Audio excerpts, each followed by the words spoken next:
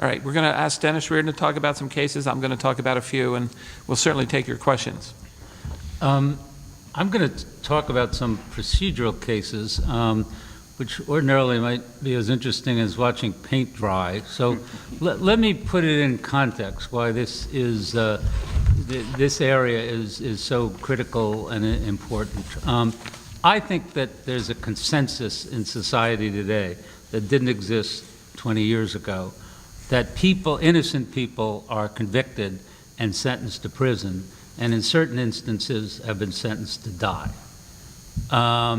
The Innocence Project has done an enormous amount of work not only in raising this issue, but in pursuing cases that resulted in exonerations, which now run in the hundreds.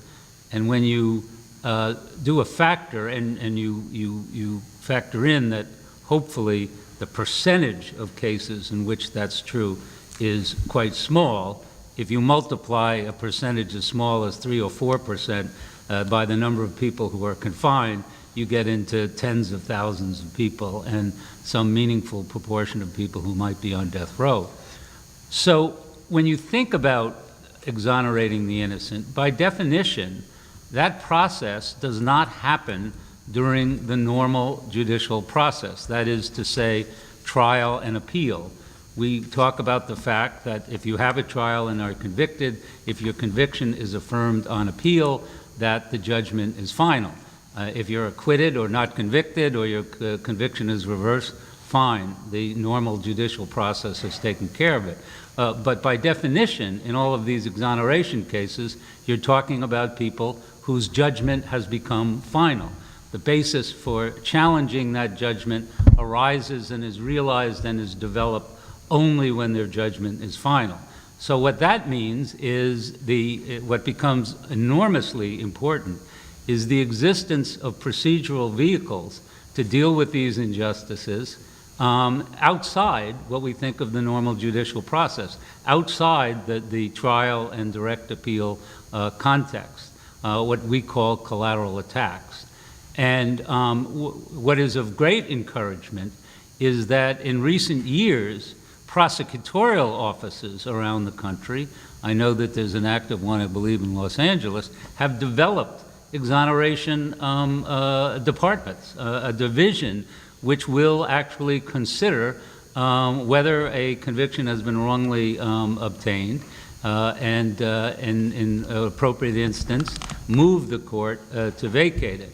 But those aside, when you're talking about the judicial process, you're talking about writs and what we generally refer to as writs of habeas corpus, either initially on the state side. Let me say this, I'm going to talk a little about federal convictions, but by far the great majority of all convictions are obtained in state court, and the great majority of the convictions that have been overturned on the basis of innocence have been state court convictions. So let's begin there. The remedy is the vehicle of a state writ of habeas corpus. Just to make things lively, let me say that remedy is often extremely ineffective. I will go so far to say in my own experience that elected state court judges dealing often with murder convictions that have been affirmed on appeal are going to be enormously reluctant to delve into those convictions and deal with the real merits of them. Of course, I accept from that the presently constituted California Supreme Court. But let me say something a little more polemical. The real responsibility, the first part where that could begin, is not with the courts, but with the entity that handles state writs of habeas corpus, which is the Attorney General's office in California.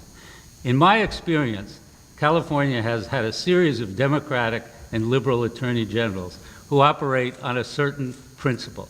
Be aggressive in defense of the environment, be aggressive in the defense of civil rights, and leave the criminal division of the Attorney General's office completely alone to do whatever they please. And in my experience, and I'll refer to opinions other than my own, the California Attorney General's office, as a general rule, will not ever consider joining in a petition on a state writ of habeas corpus to overturn a conviction. I stand corrected. I'm willing to be corrected on that. I've never seen it in my 40 years of practicing in this state.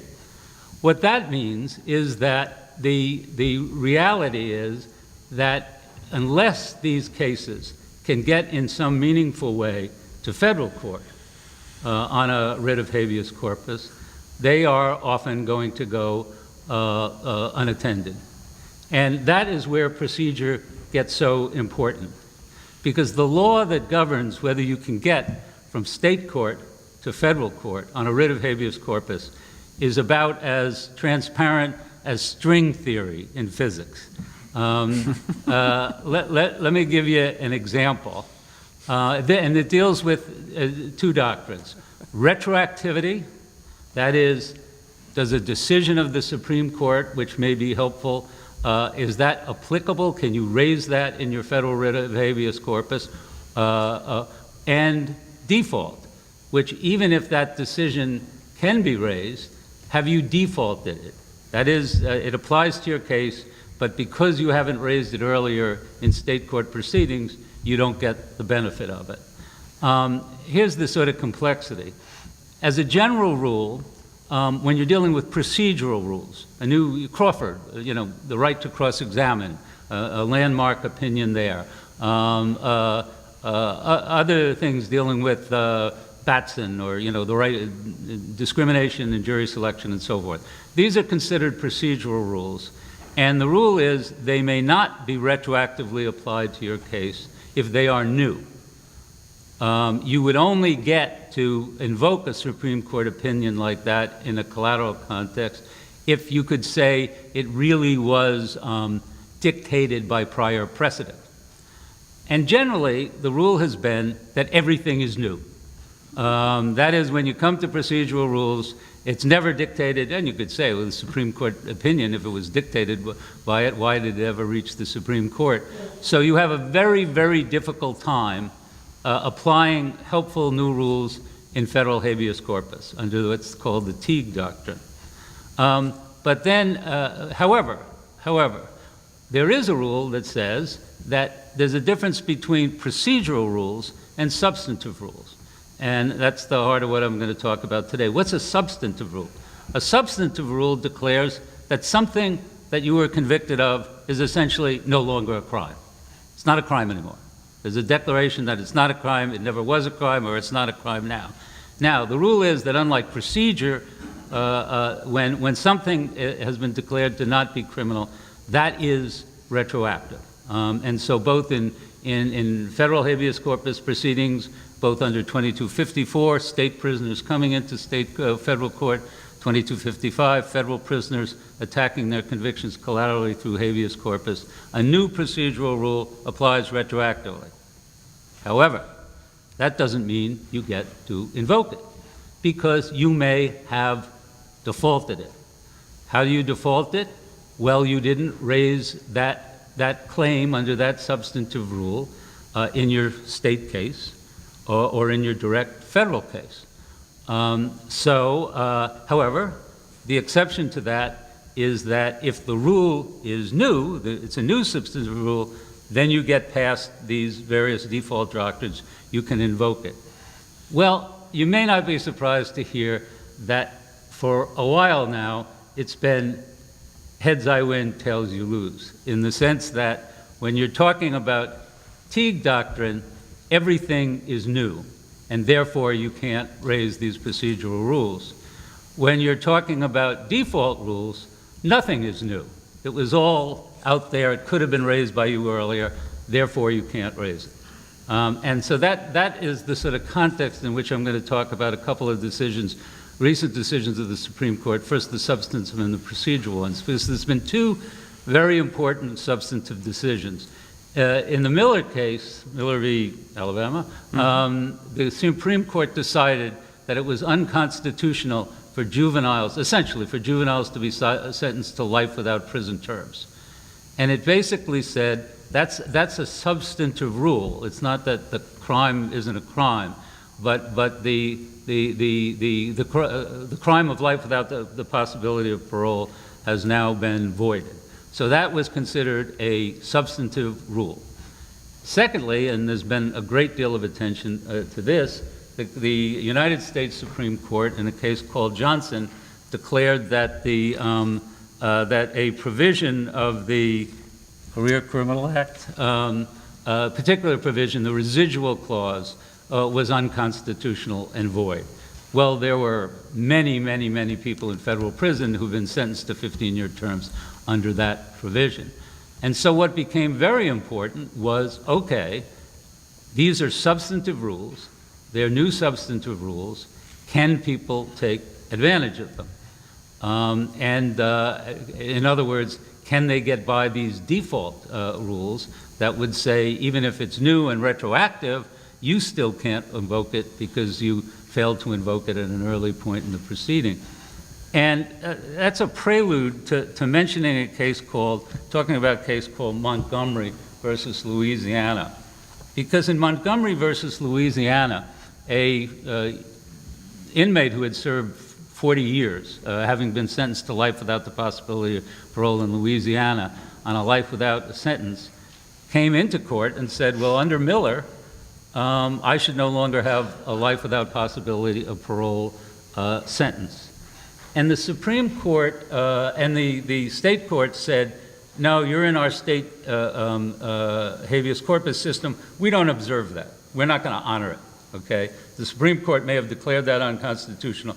We don't have to apply that rule in our state habeas corpus system. You're going to stay where you are. And the Supreme Court took the case in Montgomery and said that the Miller case would apply in the state proceeding. But it did it in an interesting way. It said that there was a constitutional obligation to apply this new substantive rule. The state had a constitutional obligation to apply it. This wasn't a matter of statutes. And they made statements like, if something is not criminal, you may not keep this person incarcerated. They must be freed.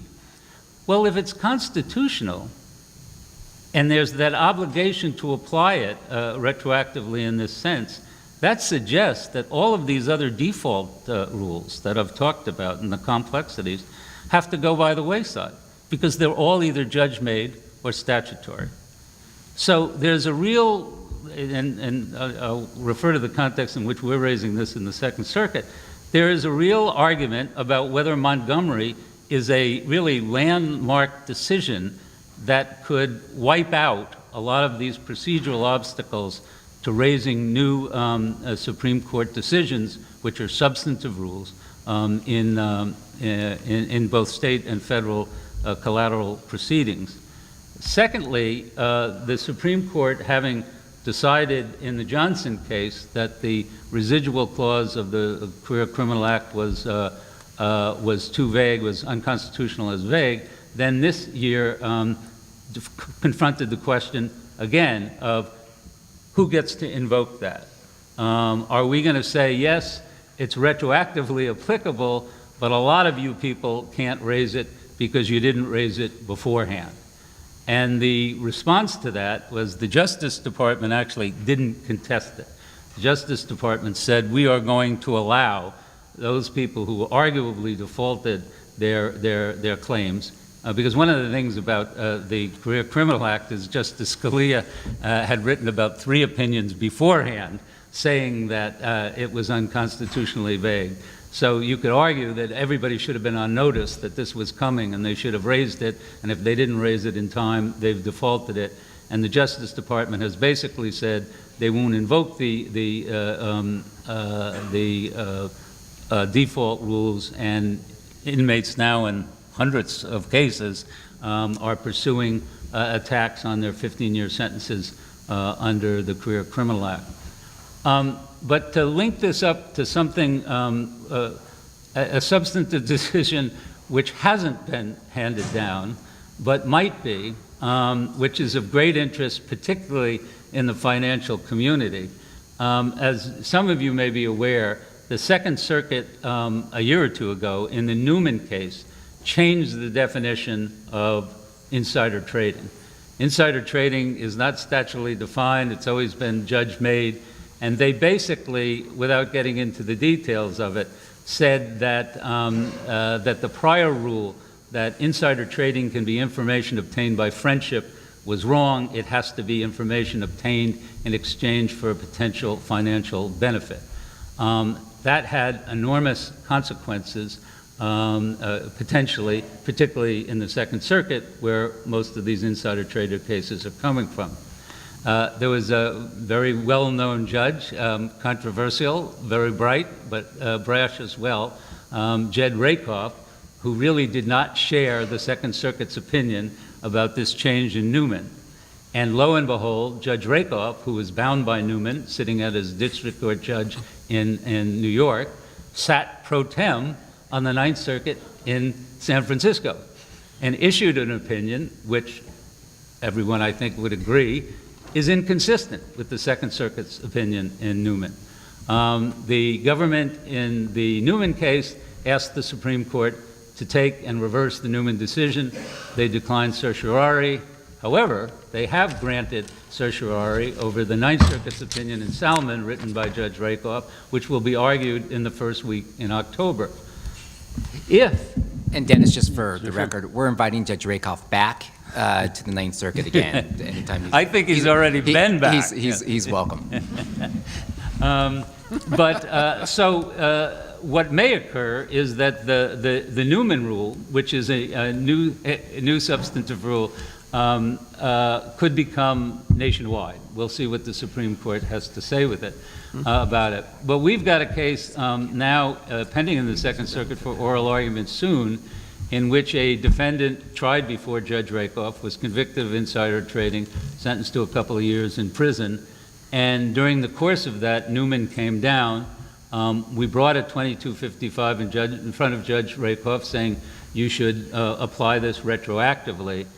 And the position of the government has been, yes, it is retroactive, so it can be applied on 2255, but you, sir, can't raise it because you could have raised it in your direct appeal and didn't. You're procedurally defaulted. You know, one of the interesting things about that is that when the government challenged the Newman decision in the Second Circuit on rehearing, they said, this is entirely new. This is absolutely without precedent. There is no basis in prior law for this. But when they get to this default position, they're saying, oh, well, the defendant could have seen this coming and therefore could have raised it at an earlier point and therefore has defaulted from his ability to raise it now. I don't know how clear all of this is, but I assure you that every time I go back and deal with Teague retroactivity rules as opposed to default rules, I have to work it through again. But it's but these complex and arcane doctrines are really what can often determine the difference between, you know, decades in prison or the validity of a death sentence in terms of your ability to raise something, you know, both on state habeas corpus and federal habeas corpus. And I suppose the note that I'd leave it with is both the Montgomery decision and the Welch decision, where the government did not attempt to raise procedural default against people invoking the Johnson decision under the Criminal Career Act, suggests that there may be a real sea change in the application of default doctrines and the rigidity which they're invoked in order to prevent collateral attacks from going forward. Dennis, I'm going to give you 1 minute to do Luis, if you want to. We can pass it. Let me just say one thing about Montgomery and Welch. So Montgomery was decided on January 25th, and Justice Scalia wrote a dissent, and then he died 2 weeks later. Welch came out after Justice Scalia had passed, and so he wasn't around to dissent, and Justice Thomas wrote a dissent.